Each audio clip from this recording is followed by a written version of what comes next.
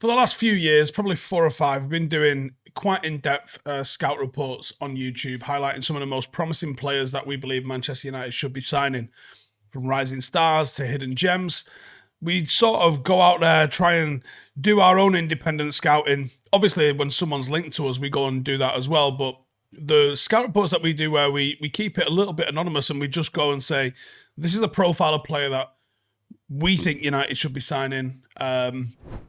And some of them have gone on to have absolutely sensational careers. We look at their strengths, we look at their weaknesses, the potential impact on the team.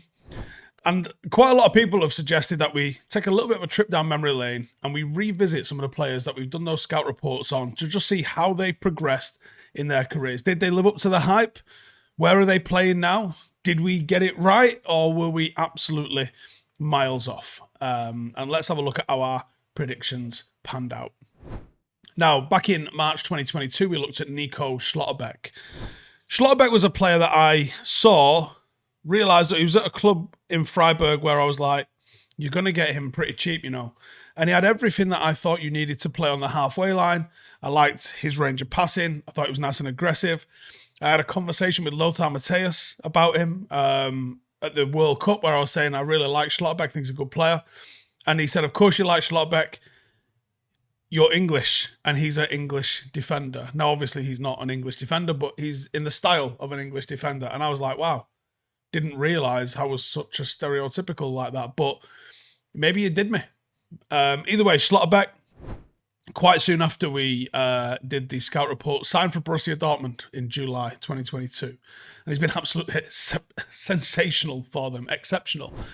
Developed, became an international established player. Last season, he had the highest tackling success rate in Bundesliga, was 71%, in addition to winning possession over 240 times. Played a massively crucial role in the club's qualification to the Champions League final, and just had a great season.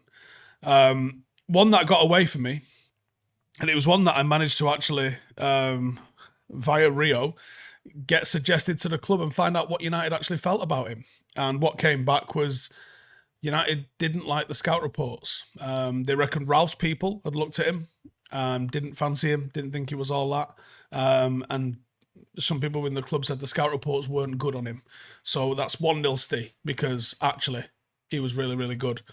He is still really, really good. And if you try to sign him now, you're looking at 80, 90 million pound for him. When he was available for a literal fraction of that.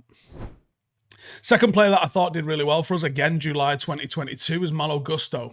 Signed for Chelsea back in January 2023 for just 30 million euros. And that's looking like a bargain, because of all the players that Chelsea have signed of late, he looks like he's going to be one that goes on to have a world-class kind of ceiling. Just had an excellent season, stood in place of the injury-prone Reece James, and one of Todd Bowley's few success stories since he become Chelsea owner. They've spent a hell of a lot of money. Not all of it has worked out. Now, when you think about 30 million euros, he would absolutely start for Manchester United. I think he's a real genuine talent. 30 million euros would have been an absolute bargain for somebody like that.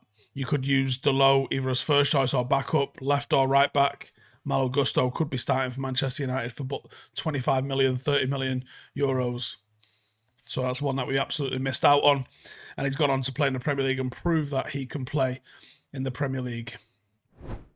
Now, Enzo Fernandez is one that we clocked nice and early, actually. This was in June 22 as well, actually, that we did this one. And he signed from for Benfica from River Plate in July of 22. Then he signed for Chelsea just 6 months later for £100 million. We looked at him, he was worth like 8 when we first saw him. He then became part of Argentina's World Cup winning squad. I think he's probably struggled to live up to the price tag a little bit at Chelsea, but I don't know how much of that is him and how much of that is the rest of the squad. When you watch him, you can tell there's a serious footballer in there, and there's serious talent and game controlling ability. And some of the passes that he makes, they're just, you have to just stand and applaud them. He's absolutely ridiculous. And I think he'll probably have a real good season next season at Chelsea. So probably one that's a little bit on the fence.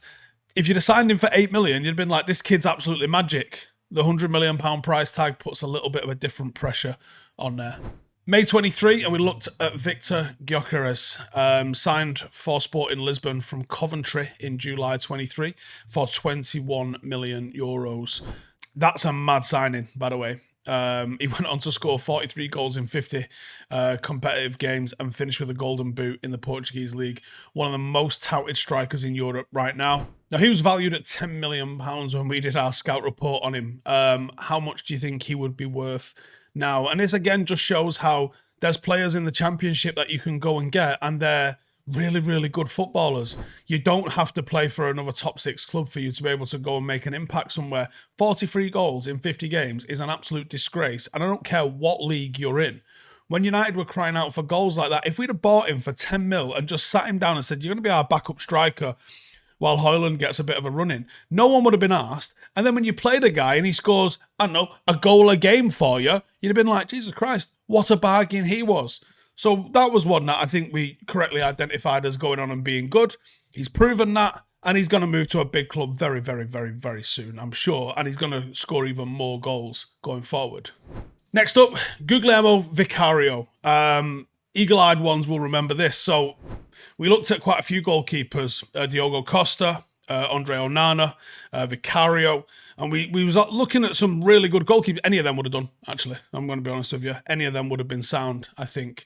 This is back in February 2023. Signs for Tottenham in July. Went on to have an absolutely outstanding season. Was a team of the season contender for the goalkeeper. Was nominated for Save of the Month 5 consecutive months from August to December. In February, he won Goalkeeper of the Year award at the London Football Awards, which you can put as much or as little in that as possible. But I think we proved, the scout report that we did, shown you that this kid was comfortably a Premier League level player. And he's gone on and proved it. Back in May 23, we looked at a fella called Manuel Ugarte. He then signed for PSG from Sporting back in July of 2023. And he's now since been heavily linked to Manchester United this summer. In the meantime, he's become an established Uruguayan international. And he's clearly a very good player. Again, one whose value has probably tripled since the first time we did a scout report on him, and just highlighting how bad the Manchester United scouting department is when some helmet on YouTube can go out there, look at all these players, and honestly, for the money that half of these are being touted for, like, they probably don't even total up to how much Chelsea ended up spending on Enzo. Matheus Nunes, August 2022, we looked at him. And he actually signed for Wolves from Sporting Lisbon later that month when we actually did the scout report. Now, we had him valued at 35 million, and he went to Wolves for 38 million. So, hit the post on that one, I would say. He then transferred to Manchester City last summer for 50 million. Now, he was a shining light for Wolves, and he earned the big move to City on the back of genuinely good performances. He struggled to break through at City. Kind of normal, to be honest, for City to spend £50 million on someone and then just ice them and not need them. If he'd have come to Manchester United for 50 million, he would have played every single week and he would have looked absolutely sensational playing alongside Kobe Mainoo. I don't think you can say he's not been a success because he currently is not, first choice for Manchester City. I think that's just City just amassing thousands of players the way they do. I think the performances that he's shown at Wolves are clear that he was more than good enough. So there's just a handful. There's been tons of others. I think, there's another one that went today. It happens all the time. I think, without patting ourselves on the back too much here, I think we've done a bloody good job. But it just highlights how disappointing it is that the Manchester United recruitment department can't keep up with, some helmet on YouTube. But anyway, any more that we missed? What was our biggest flop as a scout? And what do you think the biggest gem that we found was? Please let me know in the comments, and I'll see you in the next one. Laters.